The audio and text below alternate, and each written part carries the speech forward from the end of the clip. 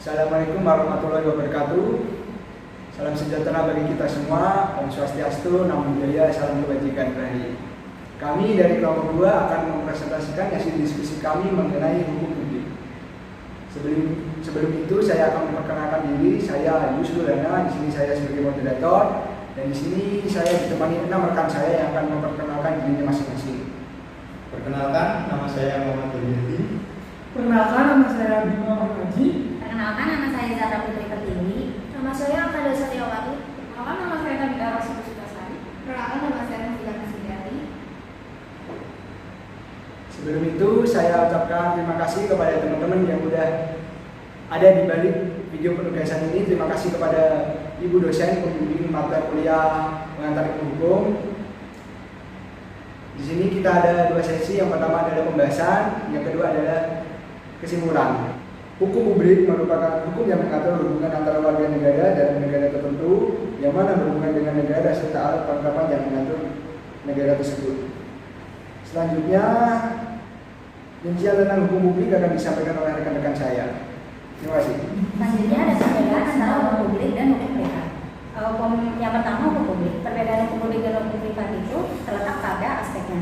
Hukum publik itu sendiri adalah suatu hukum di mana mengatur hubungan antara warga negara dengan warga negara lain dan serta alat pelengkap untuk mengatur negara. Hukum publik ini diartikan secara global karena mengatur kepentingan umum. Artinya mengatur antara korelasi antara warga negara dengan negara yang dimana dapat dikatakan hukum mengatur kepentingan umum warga negaranya. Hukum publik di sini lebih berfokus kepada pemaslahatan ataupun manfaat ataupun cakupan dari hukum publik sendiri, yaitu ada hukum tata negara, administrasi negara, hukum pidana, dan hukum internasional. Hukum ini juga dipertahankan oleh negara, pemerintah, serta bersifat aktif. Tuntutan bagi yang melanggar ini akan diberikan kepada jaksa. Yang selanjutnya ada hukum privat. Hukum privat ini mengatur hubungan antara individu terhadap individu lain, di mana berfokus pada permasalahan pribadi atau individu. Cakupan dari hukum privat ini yaitu hukum perdata dan hukum dagang. Hukum privat dipertahankan oleh individu dan pemerintah, di mana bersifat pasif. Bersifat pasif di sini yaitu tuntutan yang diberikan oleh pihak yang menggugat atau penggugatnya. Dalam hukum publik terdiri dari beberapa komponen hukum, antara lain hukum pidana. Hukum pidana ialah sejumlah peraturan hukum yang menentukan tindak laku atau perbuatan yang pelaku-pelakunya seharusnya dipidana. Dalam Kitab Undang-Undang Hukum Pidana dijabarkan pada buku 1 pasal 10, pidana terdiri dari atas 2, yaitu pidana pokok dan juga pidana tambahan. Pidana pokok terdiri dari 5, yaitu pidana penjara, pidana mati, pidana denda, pidana kurungan, dan juga pidana kurungan. Pada pidana tambahan terdiri dari 3, yaitu pencabutan hal tertentu, pengumuman putusan hakim, dan juga perampasan barang-barang tertentu. Dan juga selain itu ada juga hukum pidana khusus. Hukum pidana khusus mencakup 3, yaitu hukum pidana militer, hukum pidana ekonomi, dan juga hukum pidana perpajakan. Tujuan hukum pidana. Terdapat 2 pandangan mengenai tujuan hukum pidana. Yang pertama adalah melindungi masyarakat dari kejahatan. Sedangkan pandangan kedua yaitu melindungi individu-individu dan kemungkinan penyelewengan kekuasaan dari para penguasa. Dan yang kedua ada hukum tata negara. Pengertian secara umum, hukum tata negara adalah serangkaian aturan atau kaidah yang mengatur organisasi negara, alat perlengkapan negara, hubungan antar alat perlengkapan negara, serta tugas dan fungsi alat perlengkapan negara.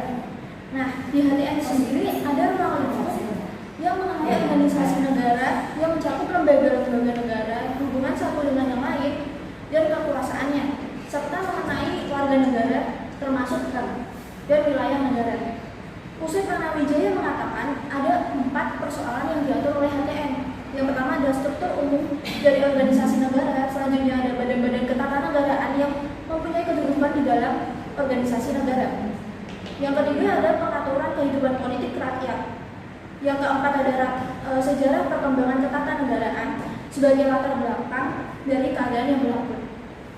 Kemudian untuk HTN Indonesia dapat dibagi menjadi 6. Yang pertama ada sumber hukum material, yang kedua ada sumber hukum formal, yang ketiga ada konvensi atau kebiasaan ketatanegaraan, dan selanjutnya ada traktat atau perjanjian.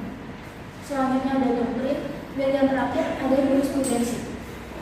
Baik, yang ketiga adalah hukum administrasi negara atau yang sering disebut dengan 16 CSP Kancil SH, yaitu hukum yang mengatur cara-cara menjalankan tugas, hak dan kewajiban dari alat-alat perlengkapan negara. Romat Sumitra mengemukakan bahwa yang dimaksud dengan hukum administrasi negara dan hukum tata pemerintahan itu meliputi segala sesuatu mengenai pemerintahan, yakni seluruh aktivitas pemerintahan yang tidak termasuk perundangan dan peradilan. Menurut CSP Kancil, administrasi negara memiliki 3 arti, yaitu yang pertama, sebagai aparatur negara, aparatur pemerintah atau sebagai institusi politik kenegaraan. Yang kedua, sebagai fungsi atau sebagai aktivis, yakni sebagai kegiatan pemerintahan. Artinya sebagai kegiatan mengurus kepentingan negara. Yang ketiga, sebagai proses teknis penyelenggaraan undang-undang, artinya meliputi segala tindakan aparatur negara dalam menyelenggarakan undang-undang.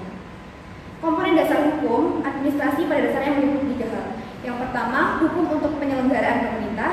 Yang kedua, hukum oleh pemerintah. Yang ketiga, hukum terhadap pemerintah, yaitu hukum yang menyangkut perlindungan hukum bagi rakyat terhadap tindakan pemerintahan. Baik, selanjutnya adalah hukum publik yang memiliki komponen lain yaitu hukum internasional. Berikut adalah pengertian hukum internasional secara umum. Secara garis besarnya adalah hukum internasional merupakan hukum yang mengatur tentang hubungan negara dengan negara lain yang mencakup hubungan internasional.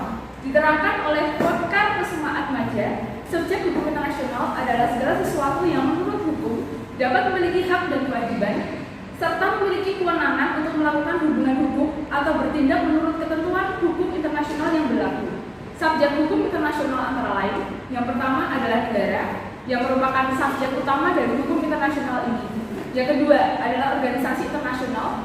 Yang ketiga, Palang Merah Internasional. Keempat, Tata Suci Vatikan yang diambil sebagai subjek hukum internasional sejak ditandatangannya Fakta Lateran pada 1929. Fakta Lateran sendiri merupakan perjanjian antara kerajaan Italia dengan Tata Suci Vatikan.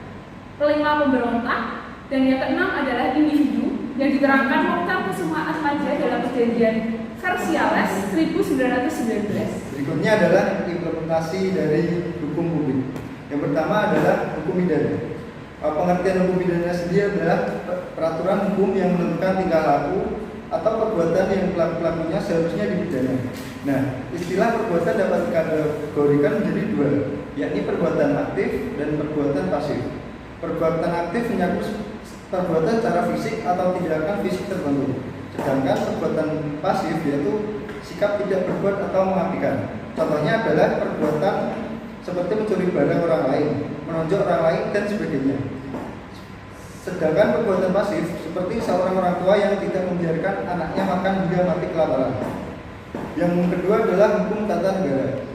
Ruang lingkup kajian hukum tata negara ialah mengenai organisasi negara yang mencakup lembaga-lembaga negara, hubungannya satu dengan yang lainnya, dan kekuasaan. Di samping itu juga mengenai warga negara. Dalam hal itu termasuk hak asasi manusia dan wilayah negara.